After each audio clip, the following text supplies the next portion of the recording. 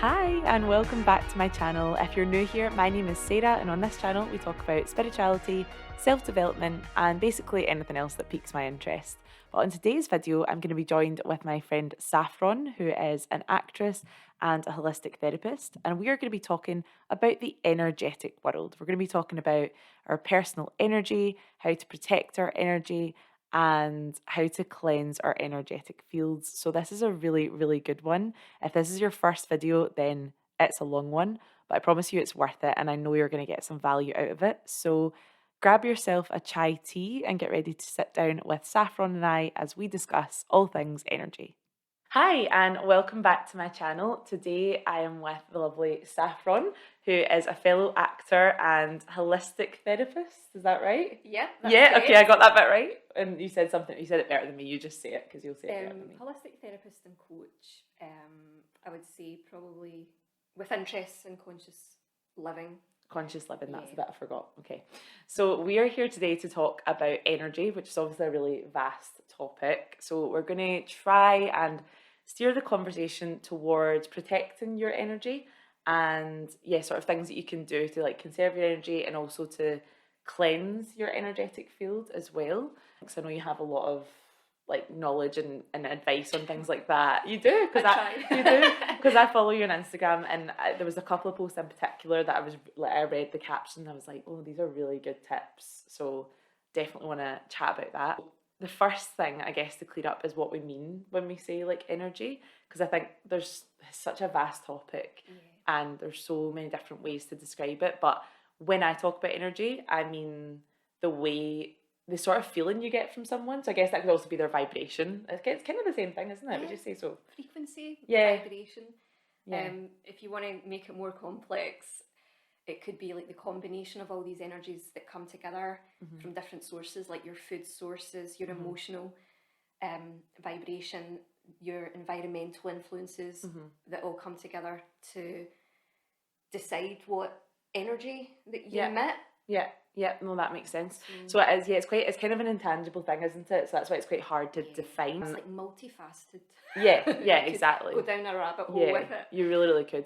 But I think most people understand the concept of like feeling someone else's energy, maybe even more than knowing what their own energy is. Definitely. Like I think, there's loads of examples you can think of, but when you walk into a room and someone just has this like negative kind of dark energy almost, you can feel it. Like you don't need to know what's going on with them or why they're like that, but you just like feel it radiating off them.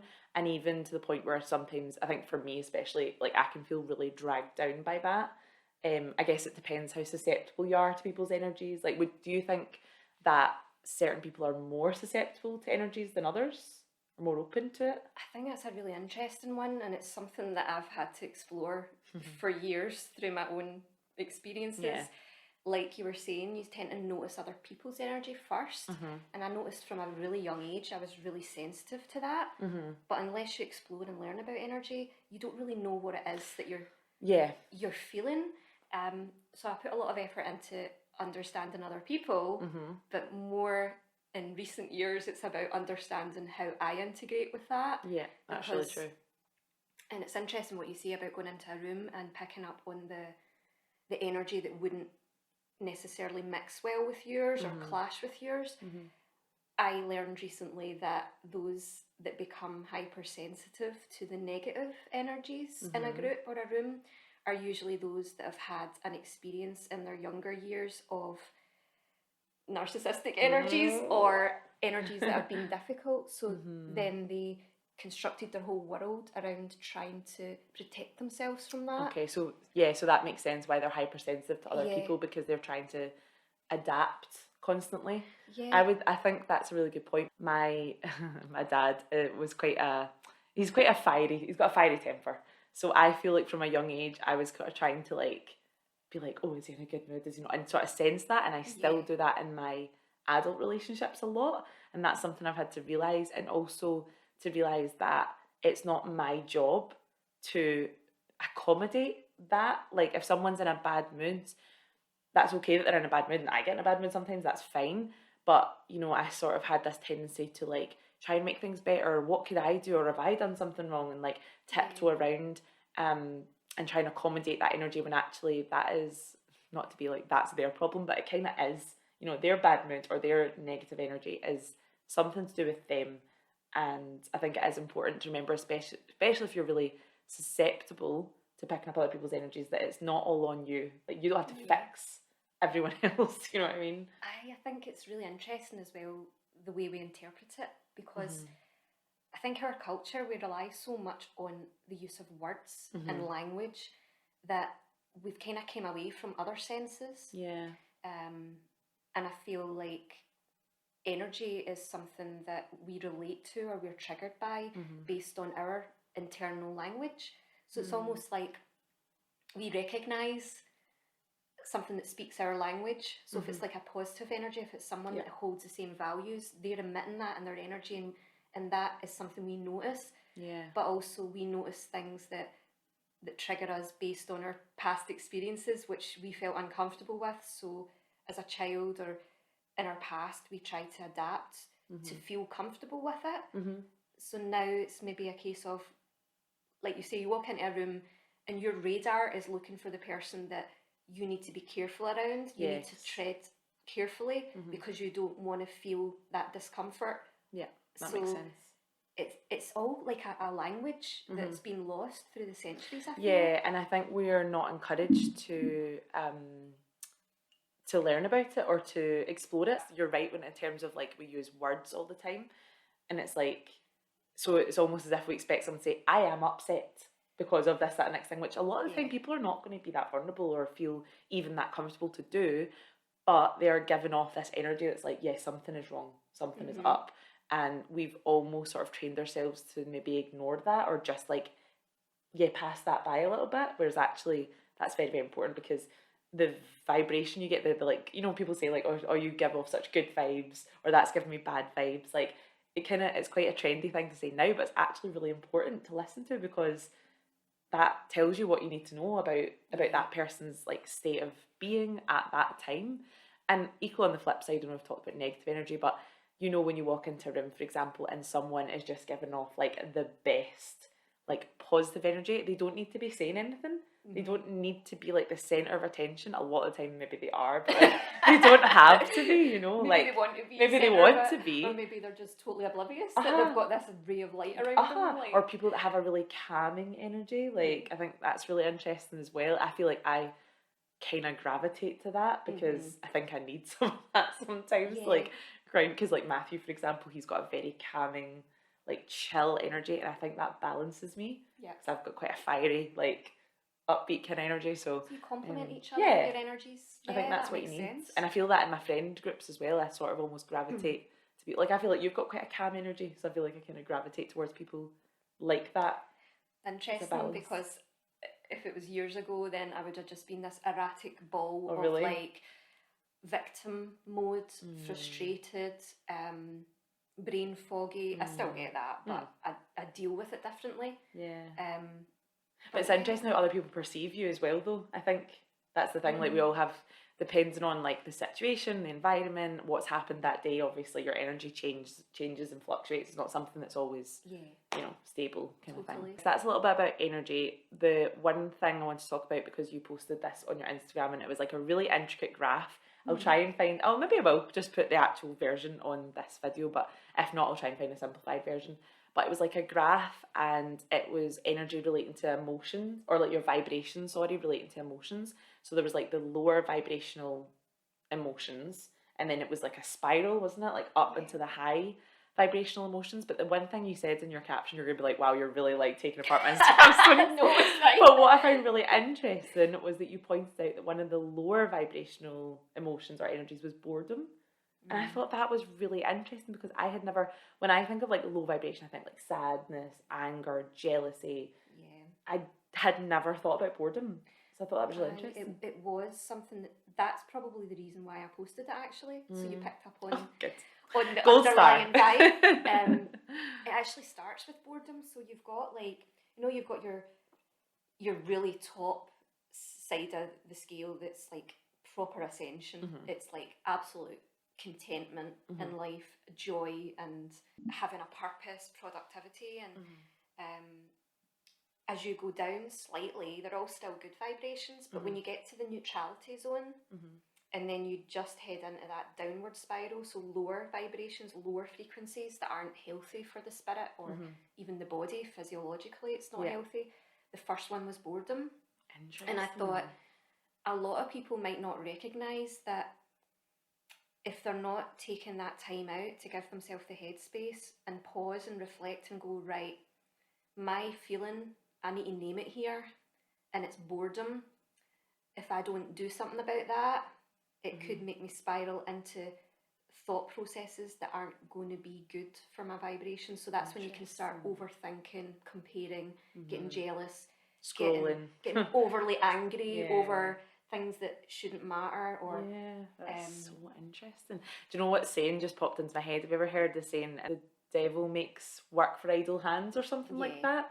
That's just what you reminded me of. It's almost like when you're in that state, your brain's like, well, okay, I'll give you something to do then, but it's probably not going to be very productive or positive. Like it is going to be comparing, endless scrolling, maybe on TikTok, Instagram, which always leads to comparing or and that's not to say that we have to constantly be productive and be like stimulating our brains, but it's just if you've got into a zone of boredom, I've always found it interesting as well that boredom shouldn't really exist because the world that we're in, we have so much. It's usually our state of mind, and it's usually that we fell into a state of lack instead of being acknowledging all the possibilities, or we're in a state where if we've got nothing to do and we're not productive, we think that's a bad thing, so we start getting frustrated. We think boredom is a bad thing, I think, fundamentally as well, whereas like I think it is okay to be like bored. But I think sometimes we don't allow ourselves to actually just be like, okay, let's just rest and do nothing. It's like time out, definitely. We need that more than anything now. Definitely. I just thought that was really interesting because I think most people won't think of boredom when they think of like a lower vibration.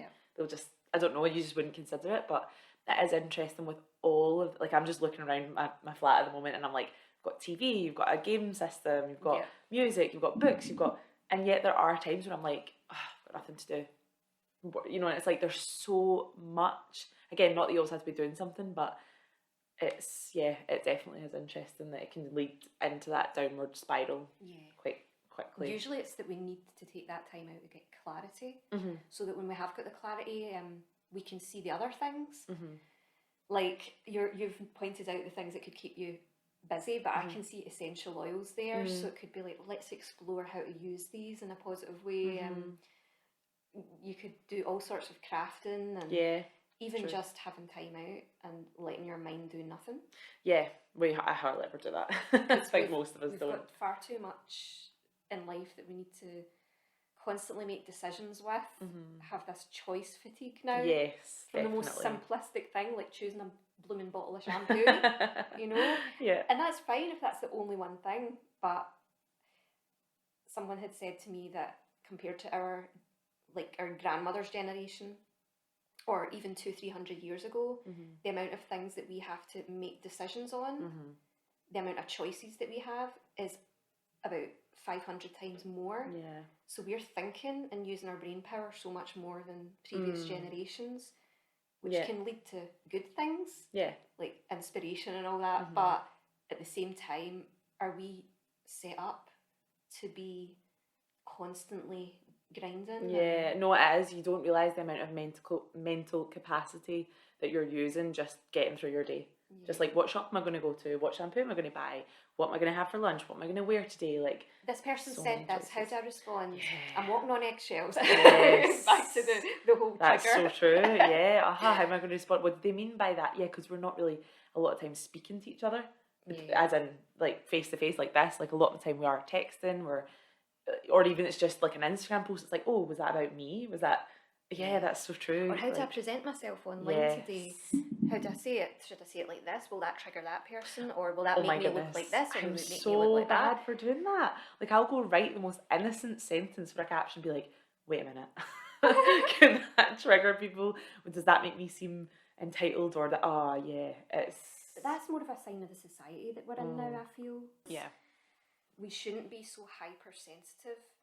Don't get me wrong, this is like the whole this is what complicates things. There's always a yin to a yang Yeah, and a yang of to a yin, course. but like we should be able to be free and expressive. It's difficult because the times we live in, like our culture's so ego orientated. Yeah. So it's almost like people feel this need to be constantly expressing themselves or constantly having a problem with Offended. constantly offended, Yeah. or now we're trying to be so politically correct, we're now losing the essence of our opinions. Like the freedom of expression, yeah. But equally, on the other side of that, you know that there are people out there that don't have perhaps the same life experience, that are judging by their own standards, and they've come out and said something in quite an insensitive manner. Yeah, of course. Yeah. But that just complicates things for us even more, doesn't it? Yeah, I know. There was have you seen all the thing about it's like a trend inside right now, and it's Kim Kardashian. Have you heard this? No. I don't really, I'm not into the Kardashians, but I am I was like, I've not got a clue about I am Kardashian. into TikTok though, and this Yeah. is a big thing on TikTok, and it's like just a soundbite of her saying, it's so ridiculous. She's like, talking about running her own business, wanting to run your own business, and she's like, you know, people just don't work these days. You got to get up and work. Like, she's talking about this work ethic, and loads of people pointed out how it's like, well, that's very easy for you to say as someone who's come from, you know, a very privileged background who literally shot into fame because of a sex tape. So how much, do you know what I mean? It's like that kind of awareness of like, even while the message might be, I don't know if that message is helpful, but whatever you're saying might be helpful, it's like being aware of the privileges you inherently have in life, to say that, and it's just... Think about the wording. Yes. That gets me into complications as well, though, because that's why I tend to overtalk, because I feel I can almost... It's like I've got the image in my head of all these different people in different situations with different life experiences, different imprints that might get triggered. So then I'm conscious of that. So then I have another sentence to say to balance it. And I want to validate them. I don't want to invalidate it. But I also know that this is a useful thing. And therefore that's why I'm saying it, because in some ways, and you're like... You just tie yourself up in knots. Then before you know it, you've talked for like 45 minutes, which I do a lot on my podcast. I do the same. And I think as women, even that's quite a natural tendency anyway, because we don't want to offend people. We want to be liked and, you know, appear like fair and all this kind of stuff. So there's so much that goes into it for sure. But energy projection online is quite an interesting one. So obviously, as we talked about, like boredom being the kind of lower end of the spectrum, like anger, sadness, jealousy, all this kind of stuff. Obviously, the kind of higher vibrational energies. And what I think's interesting is when I started looking at this stuff, I always thought, okay, so I want to raise my vibration, so I always want to be really happy or really energized or really, and actually they're not as high as some of the more like peaceful emotions that you can feel. It's like an inner contentment. Yeah. I think, it's all part of a journey. Because you can't maintain that high. I used to feel similar. You know? It's all like constant high vibe. But that also comes with a fast pace, I feel. Yeah. And that's probably why I'm more grounded than I used to be, because the kind of energy I used to have was a lot more higher paced, running on adrenaline. And that's a lot in your masculine as well, like living in that sort of masculine, like get things done, take action. And that got me into some issues in my life, I think, because if you're operating from that level of being pumped up, and it's almost like a sort of aggressive energy as well, you can easily get into this fight mode where you're then fighting against the world. Yeah. And then, as you know, law of attraction, that's putting out the whole sort of resistance almost. It's like I want to feel this more in my life. My life's got to be about fighting. It's a really, really interesting zone. But contentment, having this peace that sometimes you don't have to explain, and even if you have an opinion, that it's okay not to say it. And it's okay if other people then judge you for not having opinions, seemingly. Or seemingly being holding back. Definitely.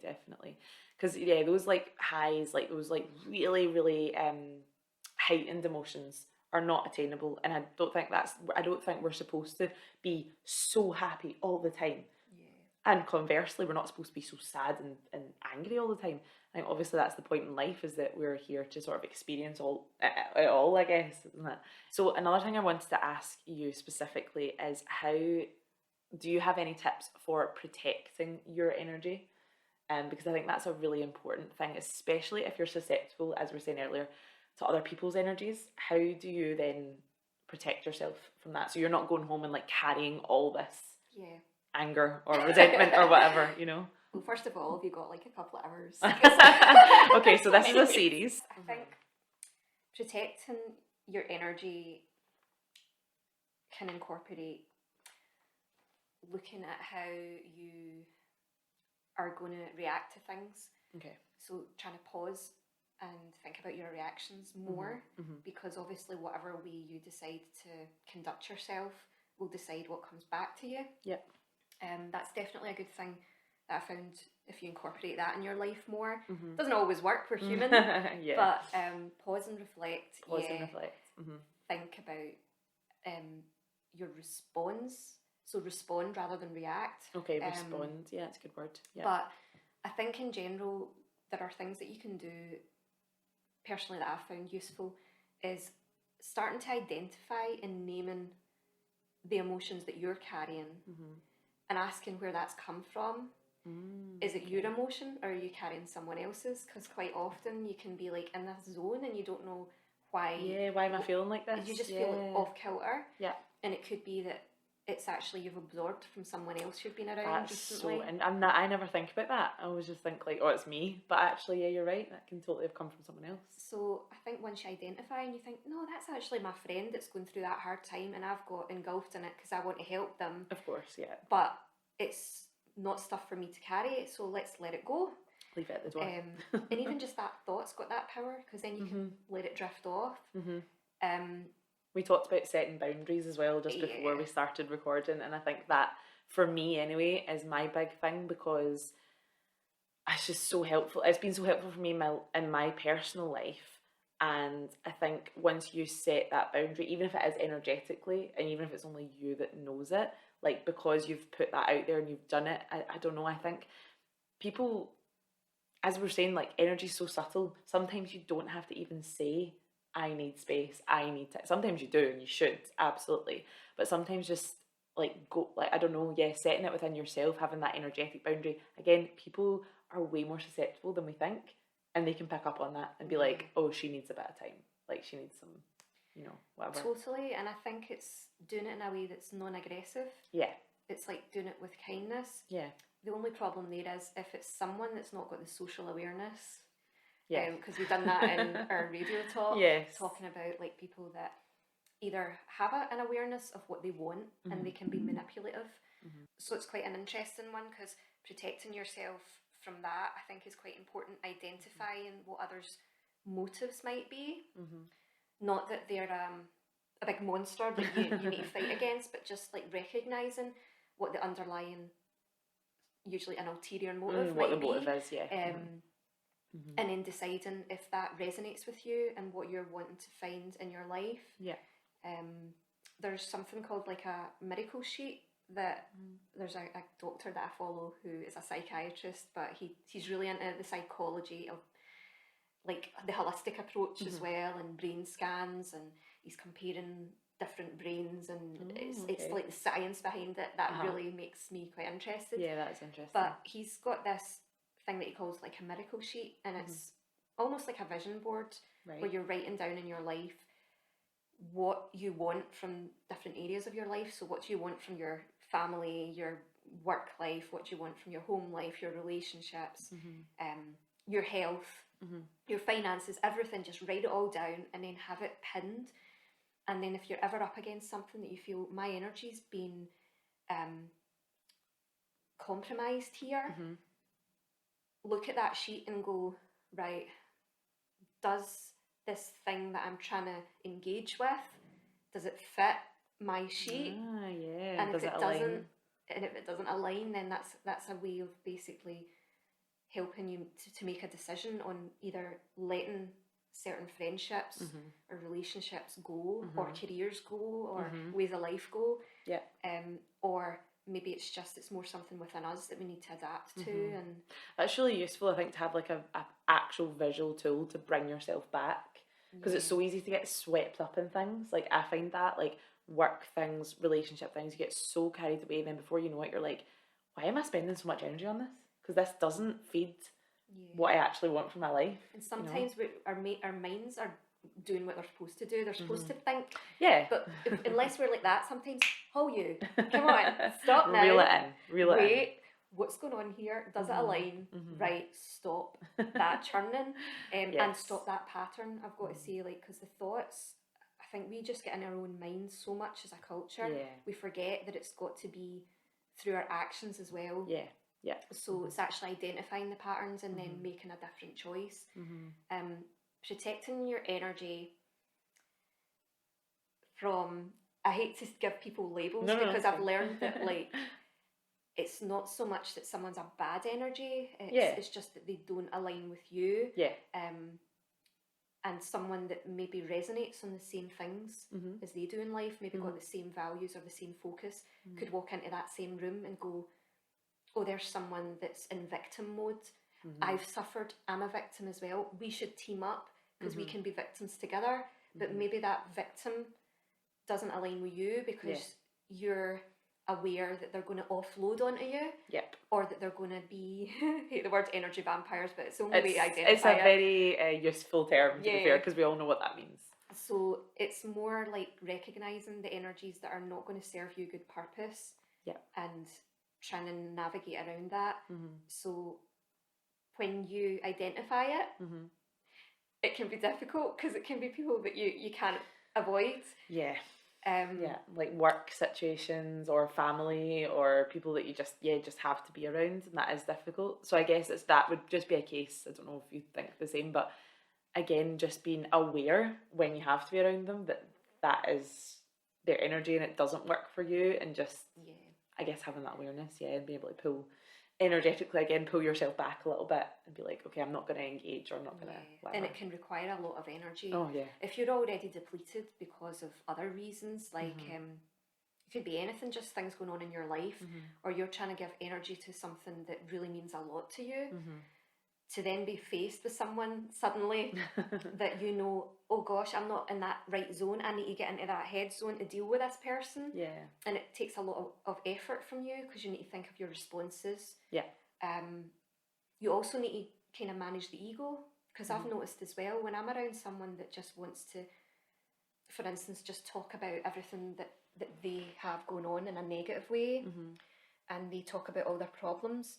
If I've noticed they've not asked anything about me, that's the ego then being like, this person thinks I don't suffer as well. This person thinks I don't have problems. Yes. Then you start clinging to your problems. Yeah, that's true actually. And before you know it, you might end up in that conversation where you're like, well, this person's talked all about their problems. I'm going to make them realise that I have problems too. And then that's a suddenly cycle. You're just like, that's actually so true. You need to be really strong-willed to get into that way where it's like, right, I know what I've gone through in the week, and just because I'm not talking about it doesn't mean that I've not had challenges. And if they want to pick up on my lack of chat about it as, oh, everything's okay for them, then so be it. And it's hard to do that. It's hard. Your ego just wants to be like, well, what about me? Like, I want to talk. I definitely suffer from that. Especially if you've got someone as well. I've noticed this happens a lot. I think it's one of the worst things in our culture, actually. I think we're destroying humanity through assumptions. Because I've noticed that, and I've had this thrown at me a few times in my life, this sentence, and it does make you wonder where that comes from. And the sentence is, yeah, but it's all right for you, but... Or, you know, when some people go, it's all right for some. I've said that before. Because you immediately assume. And, no, that's really true. You immediately assume that this person has this life that you have concocted in your head that they have, whether that be online or face-to-face or just however they decide to present themselves. But that's really true. We assume a lot about, I think that's human nature. We go through life seeing people in sort of at face value going, oh, they're rich or they're poor or they're happy or they're sad or they've got their life together or they don't. But that's really true. And even on a deeper level, if that person isn't so much someone from afar, if it's a friend or if it's a family member, assuming that because they've decided to focus on talking about the good, that you think they've not really had it tough recently. There's nothing bad, So then they start feeling they're the more of a victim than you, and it can pull you both into that zone where before you know it, you've gone down that spiral because you're both self-attaching and you're both trying to prove to each other, or you're over-explaining because you think, wait a wee minute, I'm talking about the good, but this is what else I've had going on. Yeah. And then it's not working for you, because a lot of the time I think people get into this good mindset, as you'll know yourself. You've really worked on yourself, you've read up on things, you've done a lot of actions that help, but it's like other people might not understand that your new way of projecting is all because you're really trying to really use a law of attraction approach and be thinking more about what you want to grow. It's a conscious choice. It's not that nothing bad happens to you. It's just what you choose to put out there. And I think that's a form of protecting your energy as well, because especially when we talk about online, I deliberately choose not to share some of the really like low points, or I guess bad things, I don't know if it's like bad thing, but you know what I mean, negative things or whatever that happen in life, because that's me protecting myself. Like I'm protecting, whether if it's a personal thing, like I'm protecting my family, I'm protecting like my own energy. I don't want, I don't know, it's just a form of protection for me as well. I totally know what you mean. If you post something and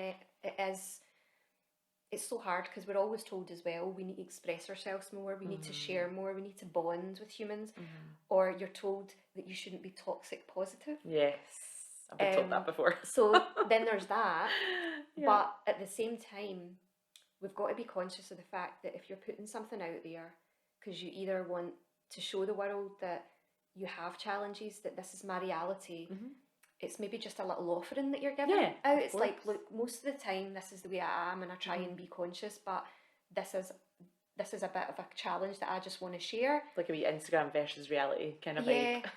But the danger in that can be that can be the post that gets so many comments, and before you know it, you've got chronic complainers in the comments, and they're trying to interact with you.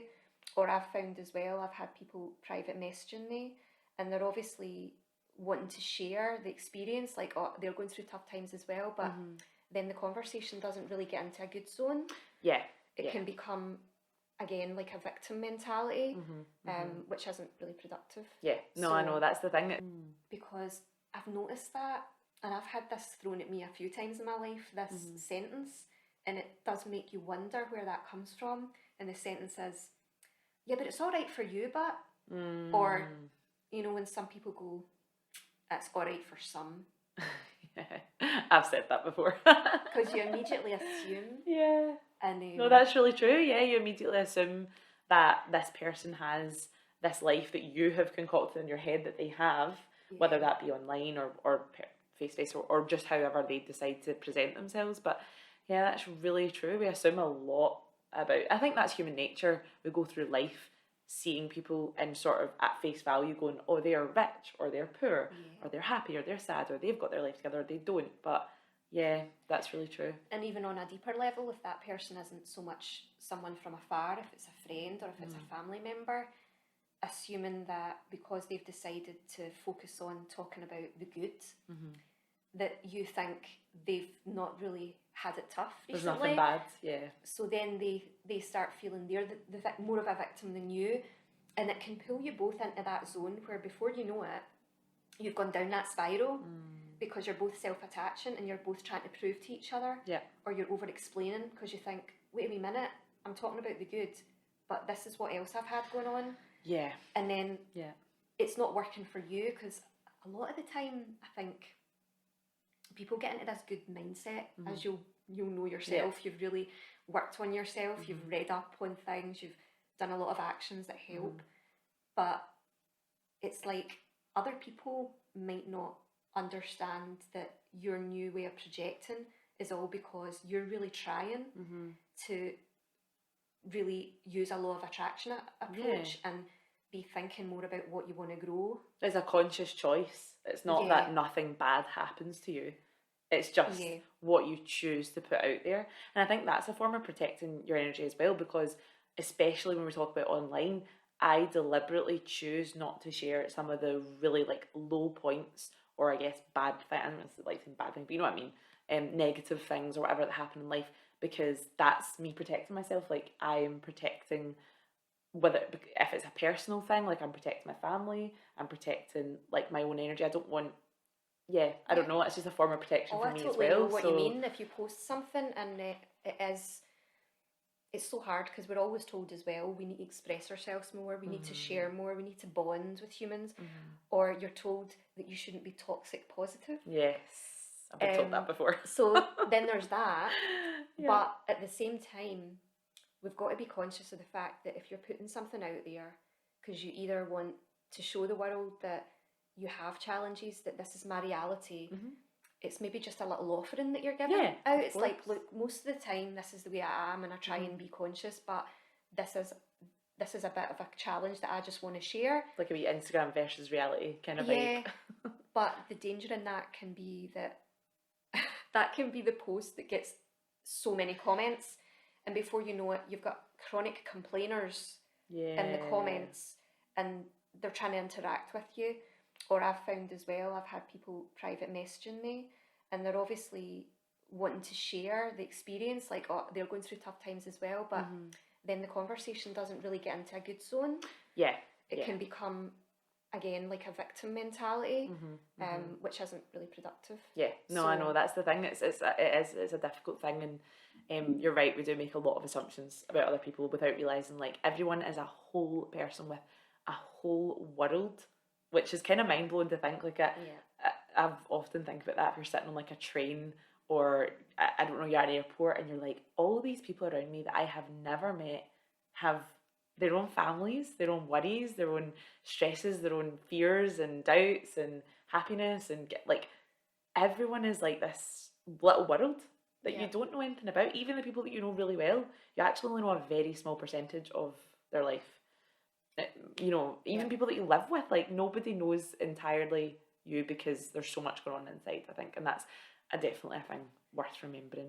I think we could do a lot for ourselves if we all were more conscious about making assumptions, because then we can help each other. If you're not assuming that someone's got it better than you, then it doesn't start a spiral in both of you. Or worse. To prove to each other who's the worst victim. Who's got it worse off, who's got it, very true. Well, we could talk forever on this. It's already been over half an hour. I guess really quickly, because one of the last things I did want to ask you about is, do you have any tips for cleansing your energy? This is something that I'm trying to practice more. Okay. So I'll kind of use physical approaches. I think salt and water, they're there on the planet for a reason.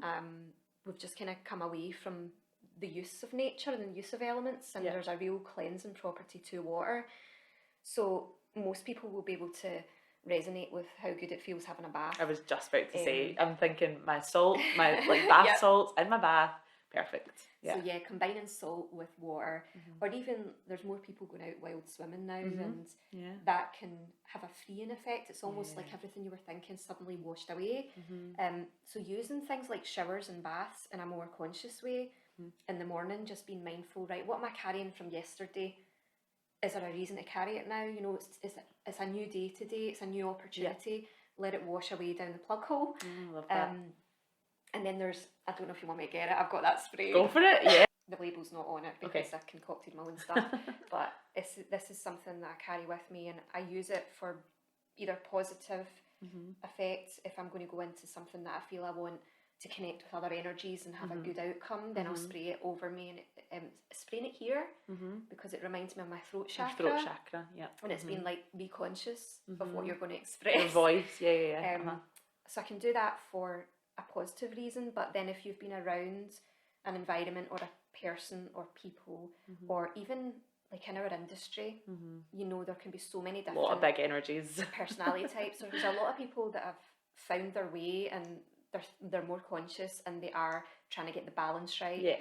But you can also find others who are still kind of stuck in a more masculine, aggressive energy. So using that afterwards, just cleanse your aura.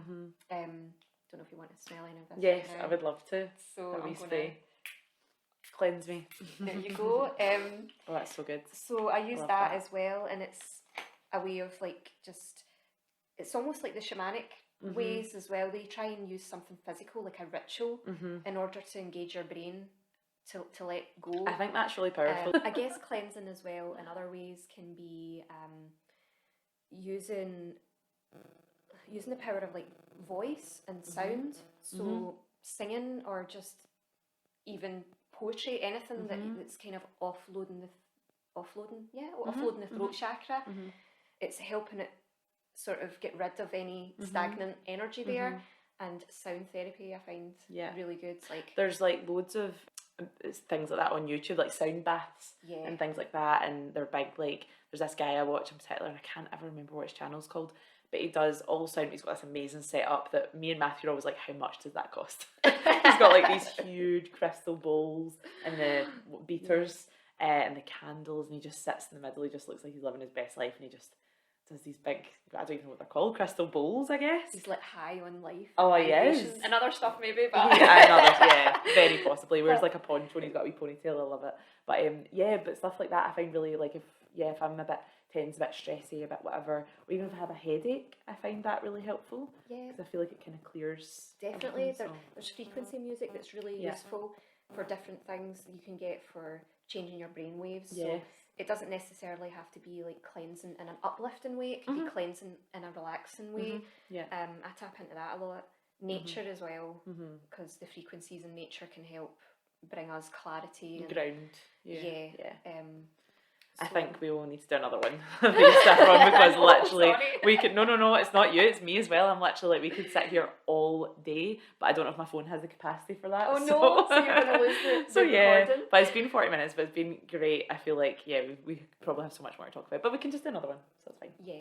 But thank you so much for all of your tips. I feel like people are going to find it really, really useful, so thank you so much. Hopefully it's made sense. And it has to me. Anything. So whether it has to anyone else, we don't know, but it has made sense to me. I trust that if people are on the same vibration, they will get it. And if you need to hear it, then it will come to you. It will call to you, and you'll watch the whole damn video. Exactly. Because it resonated and you needed to hear it, and the universe has got you tell. You're welcome. Thank you so much. Thank you so much for joining Saffron and myself for our very long chat about energy. As you could probably tell, we could have talked all day about this subject. So our plan is to hopefully record a few more videos for you. If this is something that you are interested in, or if you have any questions, then please leave them in the comments below. But thanks so much for being here, and I'll see you next time. Bye.